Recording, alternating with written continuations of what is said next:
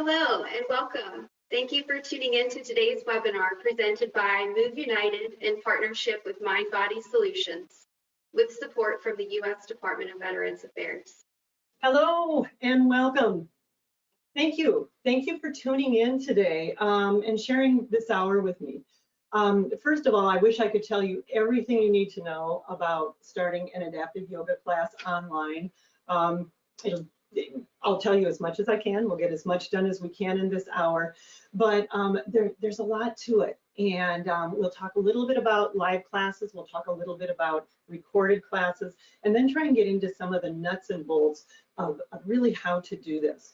So I hope all of you have access to the handout that Julianne sent you prior to this. There's a lot of stuff on the first page that I will just glean over because it's kind of some of the things you need to consider as you're thinking about starting a yoga class. But before we do that, I want to take a moment just for us all to be here together. I know you are all over the United States, and I'm thrilled to have such interest in this. But I'm going to take a second just to have us all ground, and then we'll move on. And you'll find as we start talking today, especially those of you who are teaching yoga, you know that sometimes there's a scurry to get to a yoga class, even when it's online. You might be running to the bathroom or something before you need to go. So it's good for everybody to come in and ground. So I'm going to invite you to ground with me as we begin our class today. All right. So I'll set my notes down. Take your notes down if you have them. I'm sitting forward on my chair, so I'm in a typical folding chair, which actually has the back out, and that's more for different yoga things. But rather than sitting way back in the chair, I'm actually going to move forward toward the edge of the chair so I can really feel my sitting bones here. I've got my feet in front of just in front of me. My hips my feet are about hip width apart, and my heels are underneath my knees. Hands are facing down or up, whatever feels good for you today.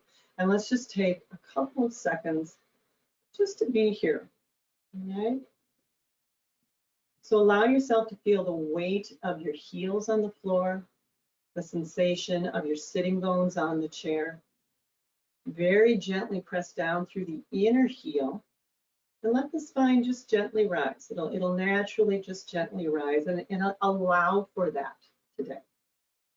Balance your head on top of your shoulders and just soften your eyes or gently just direct your gaze downward. Let's take just a couple of slow breaths together. When I'm telling you to breathe or asking you to join me in this little very gentle breath exercise, I want you to direct your breath down into these lower outside lateral ribs. And so we'll take a slow breath in and a slow breath out. Slow, gentle breath in.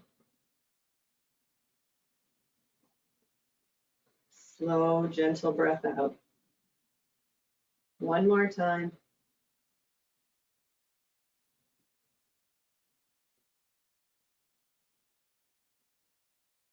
All right. I feel better. Hopefully you do too.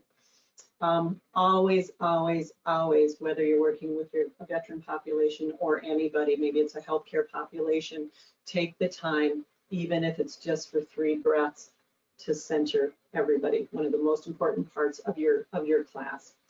Why yoga? I'll tell you a little bit about myself. I've been a physical therapist for about 30 years. I've been practicing yoga for 20 of those years, and I've been teaching to people with trauma, loss, and disability for 15, 20 years or so. What I found when I started bringing yoga into my physical therapy practice is that it opened the doors wide open for a different way of healing. We so often focus on the physical aspects of healing or the psychological aspects of healing, but there's another component that's just critical for our veterans, and that's the mind-body component of healing. And I feel, and many of those who are already yoga teachers feel, that this is an incredible way to help our veterans come home, help them come home to their bodies and recognize that there's more of them here. that there's an inward sense of calm that persists in them despite the chaos that might be going on around them. And as yoga teachers and as healthcare providers, we can help our veterans begin to access that in a safe way, sometimes in a playful way, and in a way that helps us to build community. So when I think about why do I use yoga with my veterans, one of the things that I love about it is it gives them real world tools to take out of the yoga room, or out of the virtual yoga room in this case. My goal isn't only to have my students learn how to, say, relax or find ease or find a little bit of relief during the yoga class. My ultimate goal is for them to take that back to their community, back to their home. Maybe they'll start sleeping better. Maybe they'll be less reactive. Maybe when there's a loud noise in a restaurant, they won't startle because they'll have the tools, the simple mind-body tools that they can harness at any time to help them find a little bit of ease, a little bit of relief, maybe it's a little bit of calm. When I go in to teach a yoga class, or I teach a yoga class online, I don't go into it with the specific purpose of anxiety relief or better sleep. There are yoga classes that do that, and there are wonderful practices like Yoga Nidra that do that. Those are fantastic. But I go in, I just want to help people feel better in their body. And I really just want the veterans to come home to their body and recognize that there's a whole inner life that's waiting for them. And it is one of the most important aspects of their strength and their resilience. So, coming home to the body, letting them know that there's more of them there, simple tools to reduce stress and create ease in their life. And then finally, one of the most important things that we do with yoga, especially online yoga, where it's a little bit harder, is to create a community of people who are all moving toward healing. One of the most important things about a yoga class, a little more difficult when you're online, and we'll talk a little bit about that. So the first page of the handout, as I said, are some of the basic considerations you need to think about when you're going to be teaching online. And that can be for a live class, or it can be for a recorded class. So I'm going to skim through a few of those because I really want to get to the meat about really teaching the class. So if you have your handout, you can follow along. Otherwise, just listen in and know that everything I'm saying is on your handout here. So before you begin, determine a platform for your delivery. At MindBody Solutions, we use Zoom. Today we're using Microsoft Teams and GoToWebinar. Lots and lots of platforms for virtual teaching. So do your research and decide what platform you're going to use for this, and also what you might have to pay for it. Now, the nice thing about the VAs is they have an internal platform. So if you're recording classes, then you can record them there and then use that on the closed circuit system that the VA has. So there theoretically shouldn't be any cost involved with that. Will you be doing a live class or a recorded class?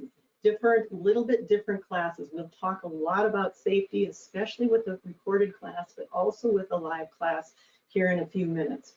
For a live class, this is how I do much of my teaching at MindBody Solutions. I send people a link, and then they click in and join the class. One thing that's probably the most important thing is online etiquette. So everybody is able to mute their microphone, and they're able to stop their video or start their video. Know that some people will not want to be on video, so they may choose to stop their video, and that's fine. However, know that as a teacher, you need to teach much more carefully when you can't see your students. So ideally, I would encourage people, if you're teaching a live class online, to start with their video on and their camera on. Before I start class, I tell everybody that I'm going to mute them, because if you don't, you hear dogs barking and construction outside and all sorts of things. So as I'm teaching the class, I go ahead and mute people and then tell them, if you have a question, just go ahead and unmute yourself and ask your question. So again, one of the most important things to do when you're teaching in this manner is to keep people safe. Know that even if you can see people, you know, I've set myself up in your camera, so you can pretty much see me from head to toe. My students will not always set themselves up. I may see the top of their head, I may see the bottom of their feet, and if you do any position changes, then you probably won't see them well. So your verbal instructions are very, very important, and your audience is going to determine, or your potential audience is going to determine what poses you decide to teach. You know, if you're doing a recorded class, it's even more important for you to use your language carefully, because you have no idea what the person on the other side of that camera is going to do. You need to slow down and you need to demonstrate. There are good things and not so good things about each platform, but it is, you know, they're just different considerations. At the end of the day, it's most important, especially with our adapted students or people who need modifications, to always err on the side of safety. And then offering classes free of charge versus requiring payment. I think if you're teaching for disabled sports or for Move United, pardon me, it's new to me too. If you're teaching for Move United or the VA system, then you are offering the classes to the veterans for free, so that's not as important. But if you're offering classes in the greater community, you will have to decide if you're offering for free or if you are requiring payment, and then there are multiple platforms. I've mentioned a few here that you can check out for that purpose. Okay, this was a question that came from somebody, and as you can see on the second page, it's my first teaching point: to stand or not to stand. And it's a hard question. We've had to wrestle with this at Mind Body Solutions, and I have personally, because I teach a couple different classes online, one of which is an ambulatory adaptive class, ambulatory meaning walking, of course. And I have this beautiful class I've been teaching for 12 years in our studio, which has now gone online. And to come into our ambulatory class, one of our requirements is that you can walk in on your own, which may include an assistive device or not, but you can walk in on your own and get to and from the floor with minimal help or minimal assistance. So the class that I'm teaching online, I know these people. I know they love to do standing poses. I know I love to do standing poses with them, but we have made the difficult decision at Mind Body Solutions to not have them do standing poses when we're teaching virtually. And, you know, at the end of the day, it's really about safety. I happen to know these students well, and I know there are people who will try to stand and do some standing poses when they probably shouldn't, even if we're using all of our wonderful props and walls and everything for support. It just increases the chance for somebody to fall. So as much as you want to teach standing poses online, I want you to carefully consider the audience that you'll be teaching to. There are audiences that may be appropriate for standing poses, but for most of your adaptive students, I would always err on the side of caution, and I would keep your students in a chair or on the floor. Now, that doesn't mean you can't do standing poses, but you're going to do the standing poses in the chair or on the floor. So I might be doing a fun rendition. I did this the other week of side angle pose or Parsvakonasana, and we had a position like this, and we came down, and then we brought our arm all the way over, and actually that was actually a kind of a nice pose, and we spent our whole class getting ready to perform that pose. I got to do it on the other side. I'm a yoga teacher. You yoga teachers know what I'm talking about. So taking it over. Now, as you can see on your screen, that you can't see this hand. I've chosen today to come a little bit closer to the camera because I want you to see me a little bit better. If I wanted you to see my hand, I would back up a little bit. And another thing that I do with that pose, which is kind of fun, knowing that not all of my students can straighten their arm out, or maybe they're missing a limb, or maybe they have a spinal cord injury and getting their arms over their head is very difficult. We do a lot of things in cactus in my class too. So when we started this pose, we were actually doing the pose, can't see me well, but doing the pose this way. And then we had people straighten their arm over the head if they chose to do so. So again, I'm not telling you to never ever do standing poses, but I'm telling you to know the audience that you're trying to reach. And if that audience has balance impairments, then you're really going to need to be considering erring on the side of caution and keeping people seated. Now, that doesn't mean that we don't move to the floor. Today I taught a class and I had everybody start on the floor, and I let them know that when I sent them the link to the class. My ambulatory class can safely move to the floor, the people in there. And so I do have people move to the floor. And then once they're on the floor, they stay on the floor for the rest of the class. One of the things that's very important, if you decide to make movement transitions with your adaptive class online, is limit those movement transitions. So I don't start in a chair and go down to the floor and come back up to the chair and go down to the floor and do Shavasana. Once I'm down on the floor, I don't get back up until the class is over. So really one of the most important safety concerns, which is why I put it first, because of course at the end of the day, what we want to do is keep our students safe. Okay, let's talk about some of the nuts and bolts about teaching online. So the first one is setting up. Camera placement and angle is important. I want you to see as much of my body as you can. If I go back in my chair, you can actually see even a little bit more of me. I like to use my sticky mat underneath my feet just because it provides a better visual. If you don't have one, don't worry about it. Many of your students won't have one. I also like to be barefoot. And again, you may invite people to take off your shoes, but again, you may decide don't even go there with people, because not everybody can safely take their shoes off. So you could offer it and say, if you'd rather leave your shoes on, that's perfectly fine too. So camera placement, I usually try to have it pretty straight on. If I'm going to be moving to the floor, I would walk up to the camera or walk up to my computer and pull it down a little bit so you'd have a better view of me on the floor, but making sure that for the most part, the majority of my body is in the camera view at any given time. As far as lighting, try not to be backlit. Now I've got a couple of windows in here, but my tech group has assured me that you can still see me. But notice what I've done to try and make myself more visible. My background in my garage loft, thank you, welcoming you to my garage loft. My background here is light, so I've chosen to have a contrasting color. So I'm dressed all in black today because I want you to see my arms when I bring them out to the side. I've contrasted all of the colors of my props too. Sounds maybe a little extreme, but it actually helps you show up better on the picture. So I have my bright orange mat.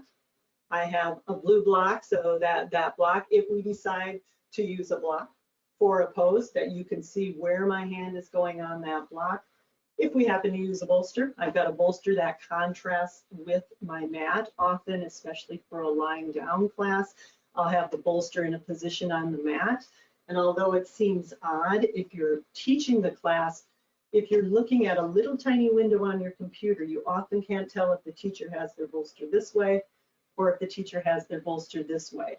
So I will always talk through it, say I'm lying my bolster down along the long axis of the mat, or I'm lying it crossways across the mat, even as I'm doing it, making sure that my bolster is a different color than my mat.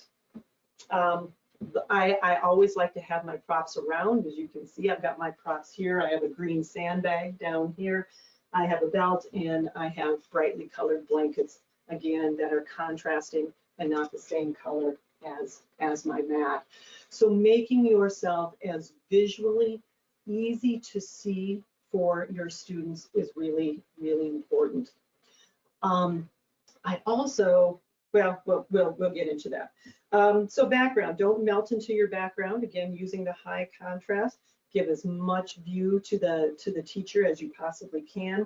And audio is something to consider carefully. Right now, I'm using the microphone on my computer, which seems to pick my voice up quite well. I also have external earbuds if I need to do that. And you can also order microphones. My colleague Bethany, who you'll be hearing from later on, those she has an external mic that cost about $30 or so, and that greatly enhances her audio.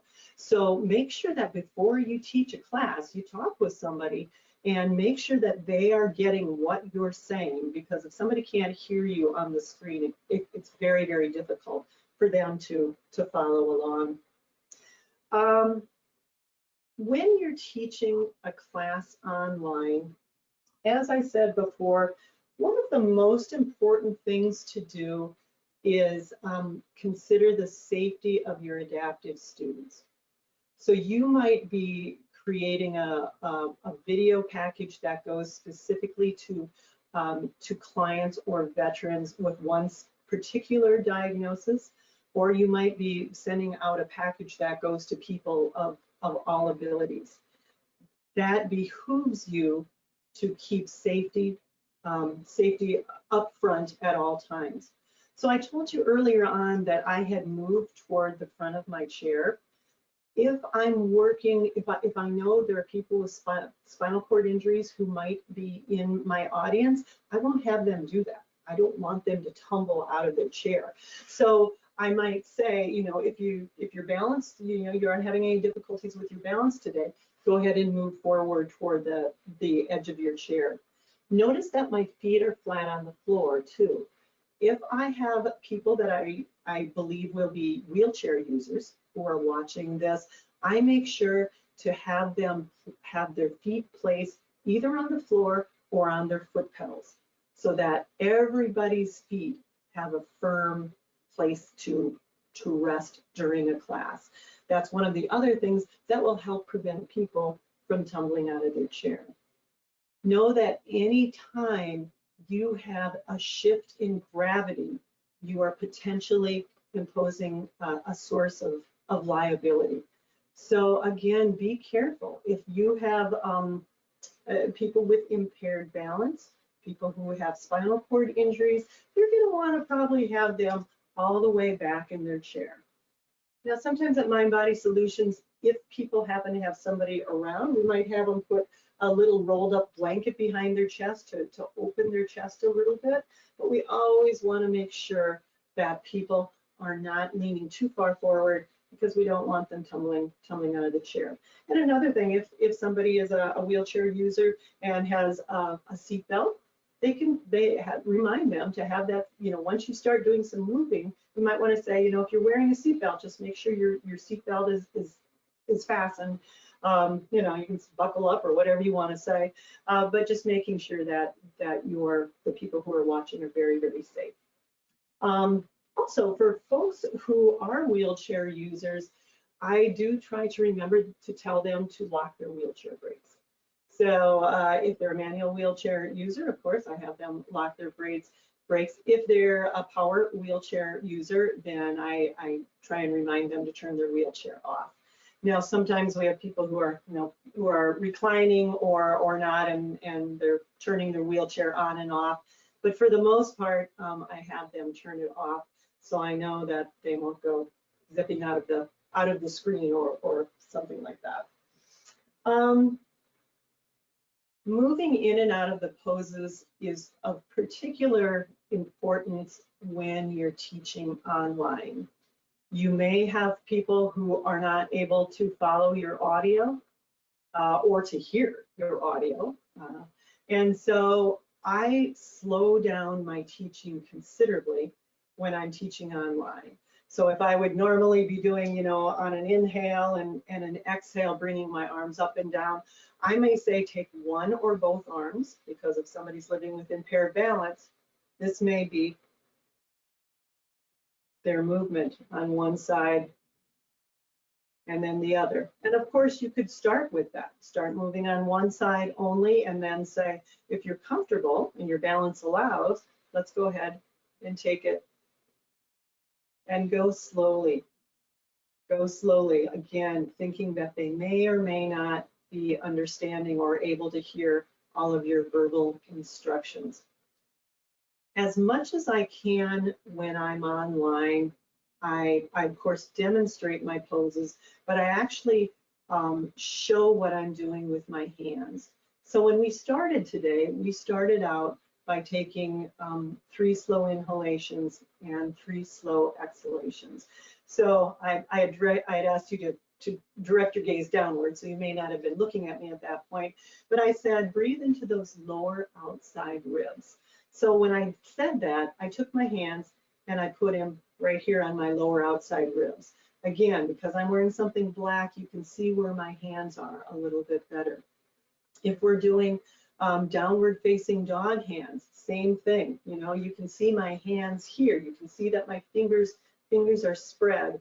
And often when I'm showing something with my hands, rather than putting it out here where you can see my hand, so it sort of starts to disappear, I'll put it here and I'll say, okay, take your hand, let's bring them up, and then let's take them out to the side and, you know, turn them so that the thumbs are pointing toward the wall behind us, or whatever particular instruction that you want to give, knowing that that any visual you can give with your hands, if you want the fingers wide or you want the fingers together, giving that background of your dark clothing is going to allow people to see that a little bit better.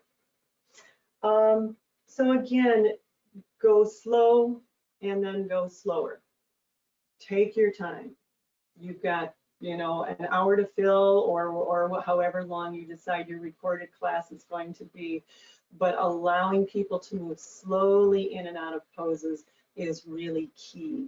And as a yoga teacher, I might take, let's say my class is an hour, I might take that entire hour building up to one pose. So maybe, you know, that Parsvakonasana pose that we talked about, that extended side angle pose we talked about earlier, I might do all sorts of opening. I might do range of motion with the arms. You know, we've done warm-ups. We'll talk a little bit more about that in a few minutes, of how you might want to sequence a class.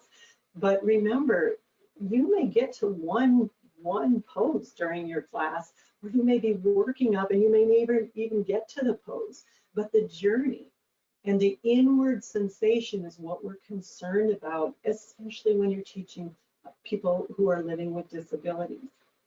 We come from a paradigm that puts great importance on the physical manifestation of the pose. In adaptive yoga, we turn that upside down on its head, and we're actually more concerned about the inner experience of the pose. What does it feel like to have a lifted chest? What does it feel like to ground down through your feet? What does it feel like to lengthen the side body? And so we might work on all of those aspects of the pose. If we get to the pose, that's just icing on the cake. I'm not concerned about the physical manifestation of the pose, and it's really important that you also convey that message to your students, that it doesn't have to look like the pose you're doing. Often I'll start with a modified pose and then I will gently add. So as we were saying before, maybe I'll start here, and then maybe we'll go out a little bit further. Or if we're bringing our arms out to the side, I'll start with just one. And then we'll do, you know, the other, and then invite people to try both. Often, sometimes I'll go right up into cactus and talk about the spreading of the palms and connect that to the feet. So whether your clients and your students and your veterans are people who walk or not, we're still bringing the entire body into all of our poses. That's something as a yoga teacher, you need to start studying in your own practice too.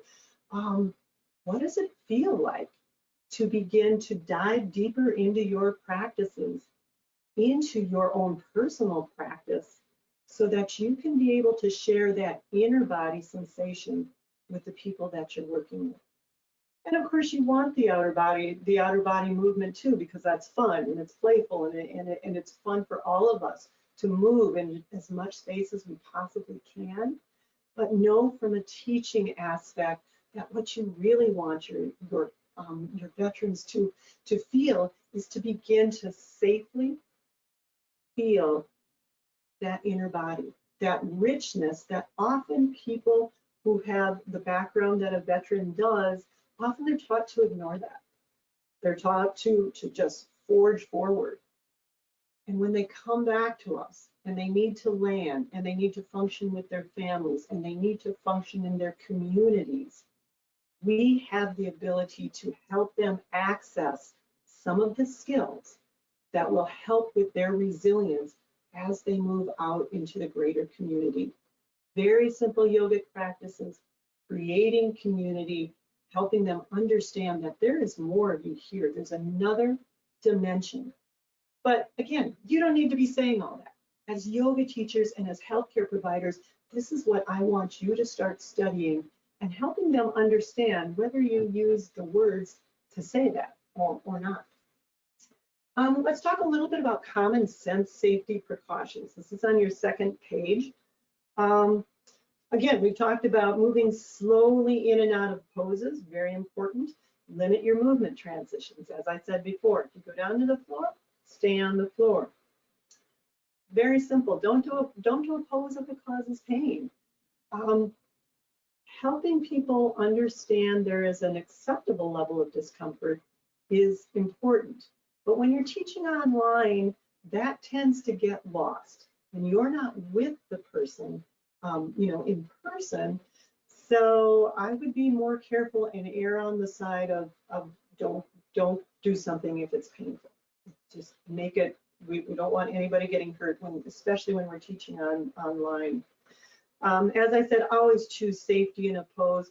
Use caution with poses that shift the center of gravity. And that might be as simple as a cat-cow, as you're shifting your center of gravity. Certainly, if you're asking people to put their hand on a, hand out here, or maybe out to a chair or a table that's out to the side, you're shifting centers of gravity. So if you're working with people or you suspect people who have impaired balance are going to be watching this, I would limit the shifts of gravity and just keep them safe. Always encouraging people to start, so rather than going down here, I would have people hang on to the side of their chair, and then we might start here, and then we might go here, and then maybe we come here. And that might be as far as I would go online. Again, know your audience. We talked about locking brakes and turning off power chairs. Encourage people to breathe while they're taking a class. Of course, you can't see them, and again, that's one of the disadvantages of online teaching. We all tend to hold our breath in yoga poses, and quite frankly, throughout the day in our life too. So you can make it light. This would be a good time to breathe, or take one slow inhalation, one slow exhalation. I tend to say slow inhalation and slow exhalation. Remember, well, I guess I haven't talked about this, but a deep inhalation like that is an activation of the sympathetic nervous system, the sympathetic portion of our autonomic nervous system. We don't have the opportunity to get into that today, but really what we want to do with yoga is we want to activate that parasympathetic, that rest and digest part of the nervous system. So I'll say a slow inhalation followed by a slow exhalation. The exhalation is an activation of the parasympathetic nervous system, and I'll even sometimes have people slightly lengthen the exhale or emphasize that a little bit more than the inhale. But yeah, remind, or just simply layer in the breath. Get into a pose and then layer in the breath once you're in the pose. Speaking of twist gently. You don't know the people, if you are teaching a class that's been recorded, some of your students may have rods for stabilization in their spine. And you may even want to say that if you have rods, here's your pose. Otherwise, if you can go a little further, we'll inhale again and we'll exhale and go a little deeper into the pose. But please be cautious with anybody who has rods for stabilization in the spine. Twists have to be just a little bit.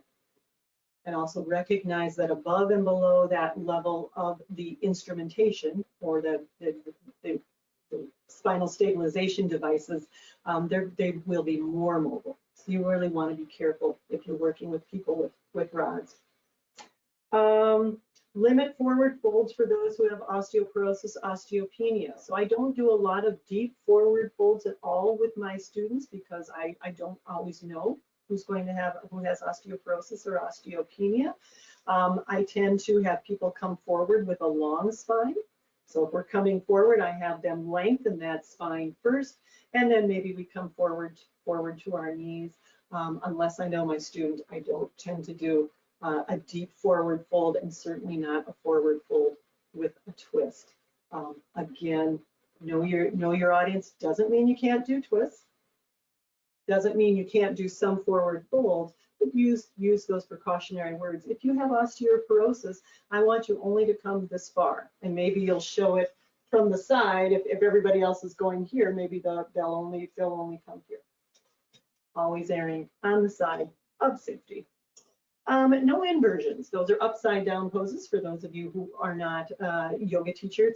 So, you're not going to have people standing on your head anyway in an online yoga class. But just general precaution, don't turn them upside down when you can't literally be with them or certainly can't see them. And, as I said before, consider keeping the class seated in a chair or on the floor for safety. Regarding teaching the class, I think we've gone through a lot of this. Keep your instructions slow and easy to follow. Err on the side of going slower. It might seem really slow to you, but somebody at home following along, it's probably just about the right pace. If you know this audience, you might invite them to use pillows, or maybe they have yoga blocks around. A robe sash works really well if you're doing something with a belt. You can use a robe sash or a necktie or something like that. Take times for rests and repositioning. Something especially important with the adaptive yoga crowd is come back to the center after a pose. I'll usually finish up a pose and I'll say, be in the center. Take a breath or two here, and then maybe we'll go to the other side. Give them transitions and allow them a little bit of time to rest. And then we did this before with breathing exercises. Show where you feel on your body. Maybe it's a hand over the heart and the hand on the abdomen. Maybe it's your hands on your lower outside ribs.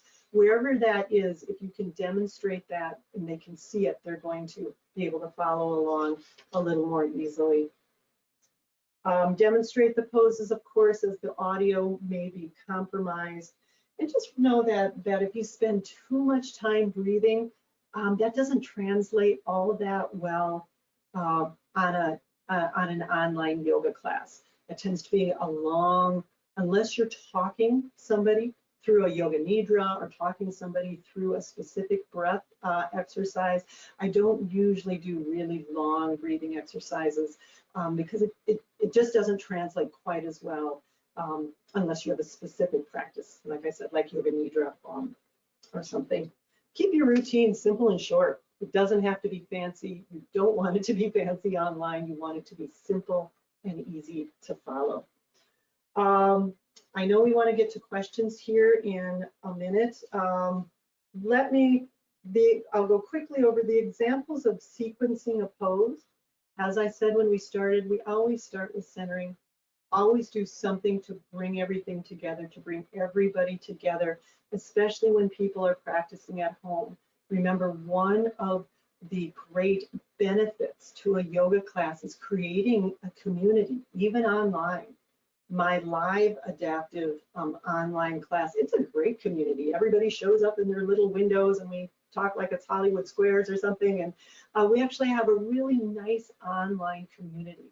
So fostering that, giving people time to talk beforehand, maybe even starting the class 10 minutes late, which is what we do at Mind Body Solutions, to give people a chance to form that community, and then everybody centers together. I do gentle warm-ups, maybe it's rolling the shoulder, maybe it's moving the arms. It could be, kind of playing with the legs, whatever you decide to do, let the body kind of move into a warm position. And then most classes will have some sort of theme. You might have a theme of grounding and expansion. Last night I did a theme of rhythm with my seated yoga class, and we did all sorts of things and just made it into a little kind of a sun salutation in the chair.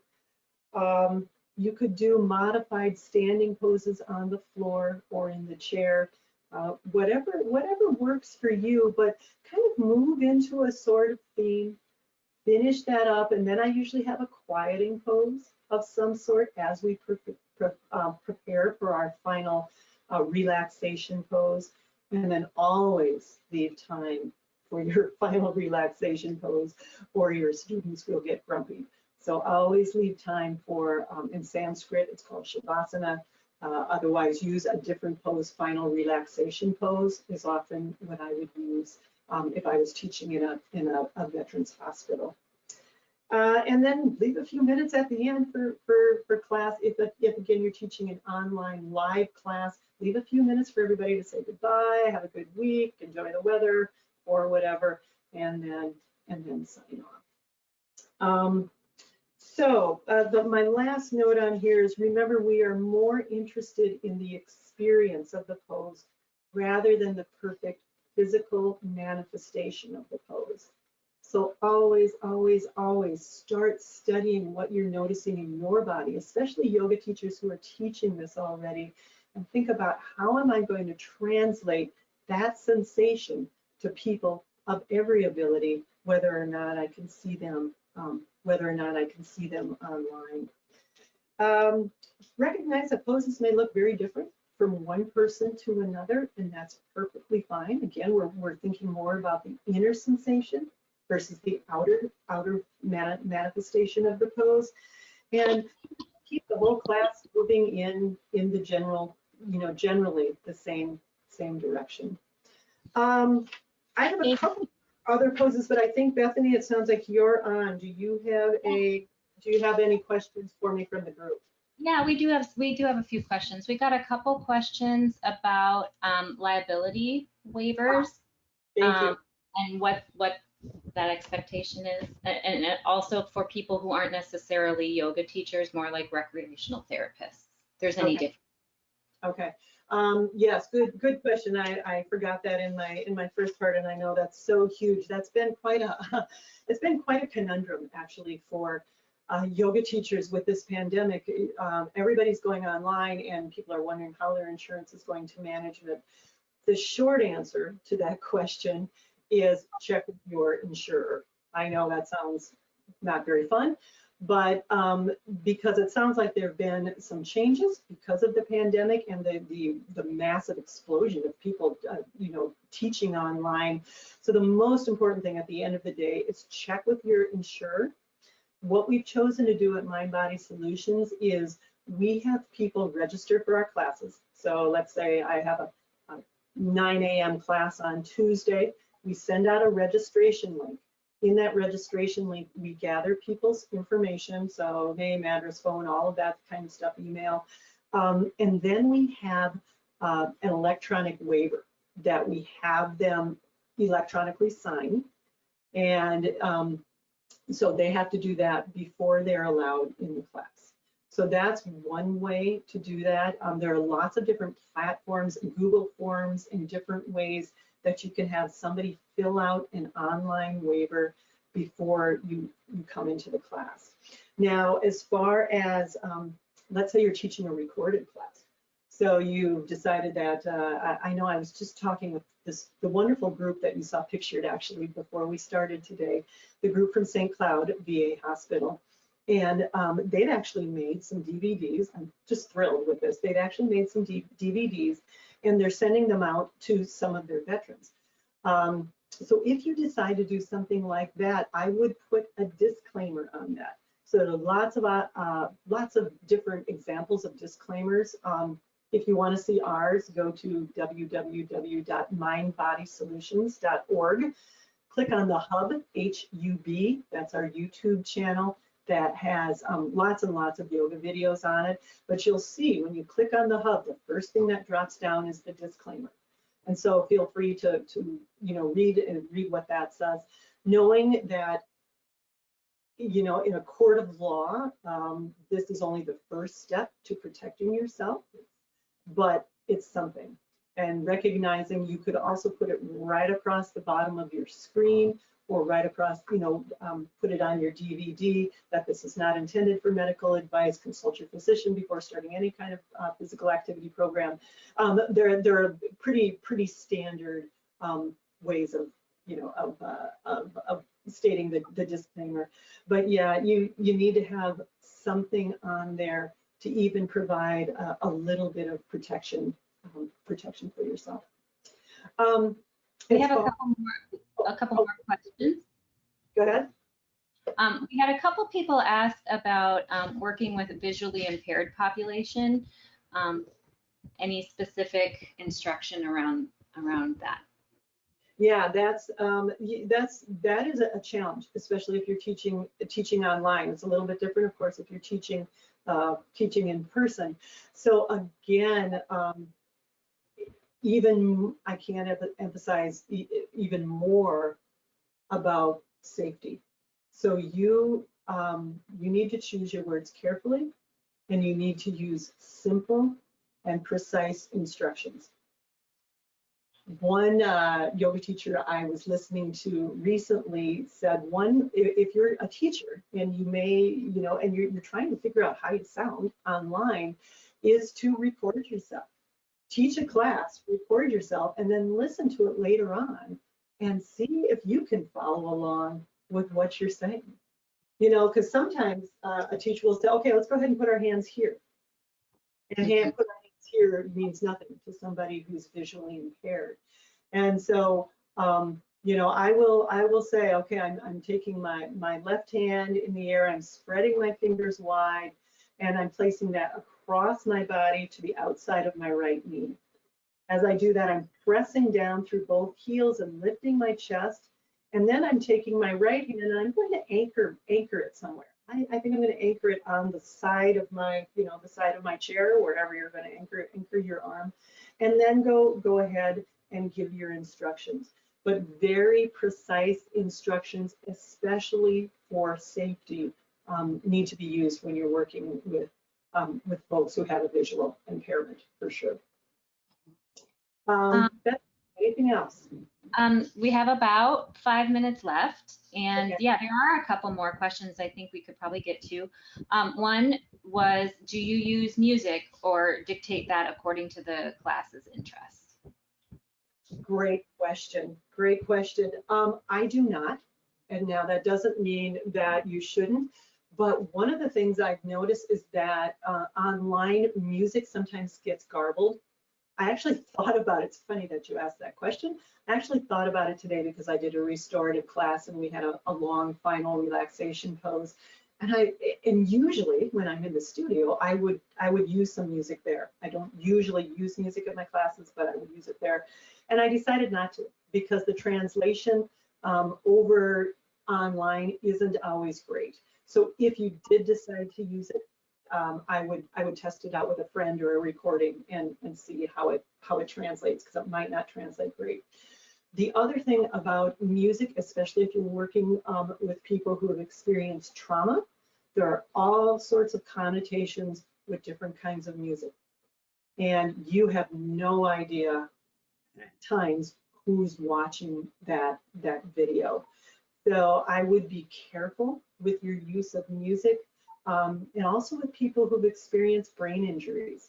If you're trying to do something and you might be talking through it and you've got soft music playing in the background, that's a lot of cognitive stuff to process. So I would err on the side of simplicity when you're online. If you think that music might translate well to final relaxation pose, give it a try, but test it out first. I've chosen, and we at My Body Solutions have chosen not to use it for basically all of those reasons. What do you think, Beth? Well, I think we could do one more, and this one is similar. Would you suggest combining meditation either at the beginning or end, maybe 5 minutes or so? Absolutely, yeah, absolutely. You know, the seated meditation in the beginning, or the seated centering, can certainly be a meditation. I've had fun lately with my online classes doing some alternate nostril breathing, and often I'll teach it several different ways, because that hanging on to your or trying to do the movement with the hands can be very difficult anyway, but to translate on that online is even more difficult. So I will often start with teaching people alternate nostril breathing using the typical hand movements, but I will then often go to no hands on the face and doing alternate nostril breathing without it. So yes, different meditations. If you like to teach meditation, absolutely teach what you love and incorporate it into your class. Again, recognizing that too long of silences will cause people to wonder what's going on. So if it's too long with your, with your eyes closed or your eyes directed downward, people will start peeking. They'll want to see what you're doing. Did I miss something? Did I lose my audio? So maybe walking them or talking them through a meditation might work better than letting it be silent for 5 to 10 minutes. All right.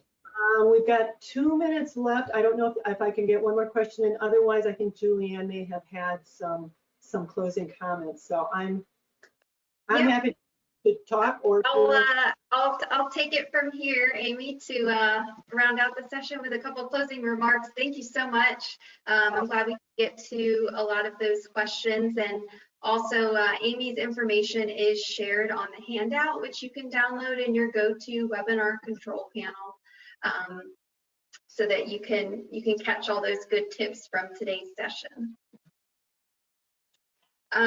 We will be sending a follow-up email with a link to today's recording, so if you want to check it out again or share it with anyone, you're welcome to do that.